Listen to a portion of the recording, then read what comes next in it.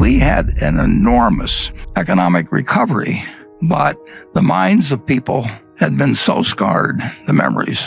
Parents told their children. 1929 became a symbol in people's minds. I mean, if you said 1929, it was like saying 1776 or 1492. I mean, everybody knew exactly what you were talking about. In 1929, my dad, who was 26 years of age then, was employed as a securities salesman by a local small bank. He sold stocks and bonds, but he mostly sold stocks. And when stocks fall 48%, and you were selling them to people a few months ago, you really don't feel like going out and facing those same people. So I think my dad probably elected to do, as they say now, shelter in place, which means stay at home.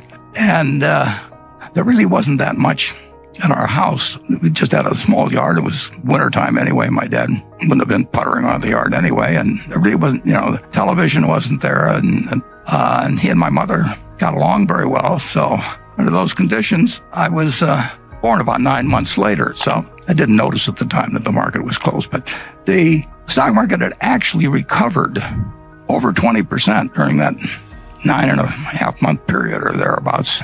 People did not think in the fall of 1930, they did not think they were in a Great Depression. They thought it was a recession, very much like had occurred at least a dozen times, although not always when stock markets were important. But we'd had many recessions in the United States over the time, and this did not look like it was something dramatically out of the ordinary.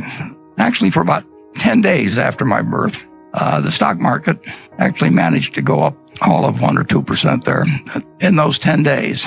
Well, from that point, the stock market went from level of 240 to 241, which was a noticeable decline because if somebody had given me $1,000 on the day I was born and I'd bought stocks with it and bought the Dow average, my $1,000 would have become $170 in less than 2 years.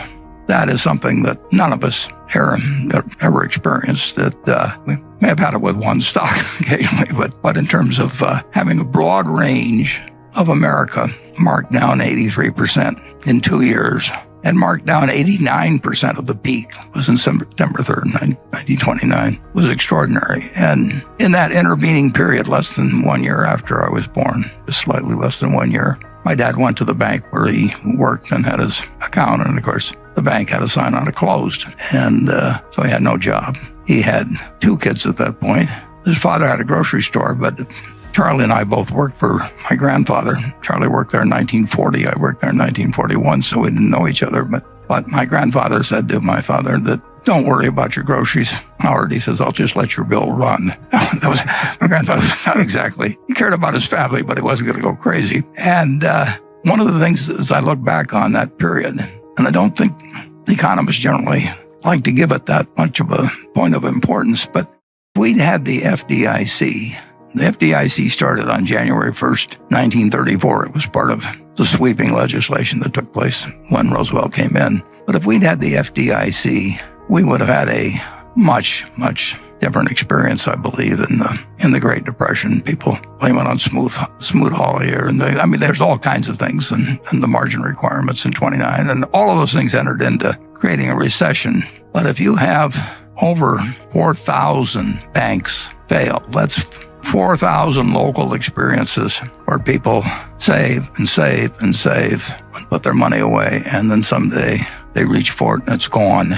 And that happens, in all 48 states, and it happens to your neighbors and it happens to your relatives. It has to have an effect on the psyche that's incredible. So one very, very, very good thing that came out of the Depression, in my view, is the FDIC. And it would have been a somewhat different world, I'm sure, if the bank failures hadn't just rolled across this country, and the people that thought that they were savers found out that they had nothing when they went there, and there was a sign that said closed. So the Great Depression went on and lasted a very long time, but it lasted a lot longer in the minds of people than it did actually in its effects. World War II came along, and on sort of an involuntary manner, we adopted Keynesianism. We started running fiscal deficits, of course, that were absolutely huge and took our debt up to a percentage of GDP, which had never reached before and never reached since. So we had an enormous economic recovery, but the minds of people had been so scarred, the memories.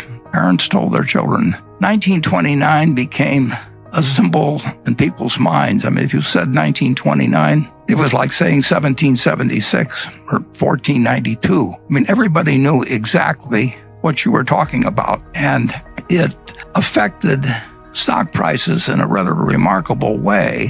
It was January 4th of 1951 that the kid who was born on August 30th in 1930 had finished college before the stock market got back to where it was at that earlier time. So take the years from 1920 or 1929 to 1951, and bear in mind that, the country was only 140 years old when this started. That's 20 years out of this amazing 231-year lifetime of our country. That was flat out a time for a long time of no economic growth and no feeling by people in terms about the wealth of the country, about what the American economy was worth, what all these corporations that were doing far, far, far better than they were long ago. But it took all of that time to restore in the market a price level that was equal to what it was when I was born 20 years earlier. So if you think about the fact that we're enduring a few months, and we'll endure many more months, and we don't know how it comes out. And people in the 30s didn't know how it was going to come out, but they endured, persevered, prospered, and the American miracle continued. But it's interesting in that at the start of 1954, the stock market the Dow was only at about 280. And I remember 1954 because it was the best year I ever had in the stock market. The Dow went from 280 or thereabouts at the start of the year to a little over 400 at the end of the year. And as soon as when it crossed 381, that famous figure from 1929, when it went to 400, everybody wondered, is this 1929 all over again? And that seems a little far-fetched because it was a different country in 1954. But that was the common question, and it actually achieved such a level of worry about whether we were about to jump off another cliff, just because the 381 of 1929 had been exceeded, that Senator Bill Fulbright of Arkansas, who became very famous later in terms of the Foreign Relations Committee, but he headed the Senate Banking Committee, and he called for a special investigation. He really was questioning whether we had built another house of cards again. And his committee, in March of 1955, with the Dow at 405, assembled 20 of the best minds in the United States to testify as to whether we were going crazy again. The Dow was at 400, and we'd gotten in this incredible trouble before, but that was the mindset of the country. It's incredible. We didn't really believe America was what it was. And my boss, the reason I'm familiar with this, was that I was working in New York for one of the 20 people that was called down to testify.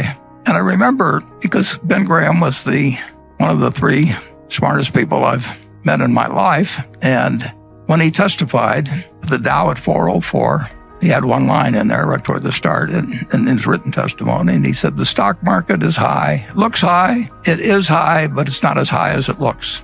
And since that time, we felt the American tailwind at full force, and the Dow, when we made the slide, it was about 24,000. So you're looking at a market today that has produced $100 for every dollar. All you did was had to believe in America, just buy a cross-section of America. You didn't have to read the Wall Street Journal. You didn't have to look up the price of your stock. You didn't have to pay a lot of money in fees to anybody. You just had to believe that the American miracle was intact. But you'd had this testing period between 1929 and certainly 1954, as indicated by what happened when it got back up to 380. You had this testing period, and people really, they'd lost faith to some degree.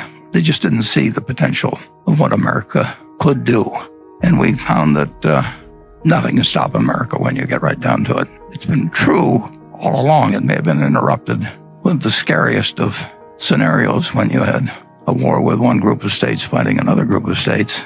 And it may have been tested again in the Great Depression, and it may be tested now to some degree. But in the end, the answer is never bet against America.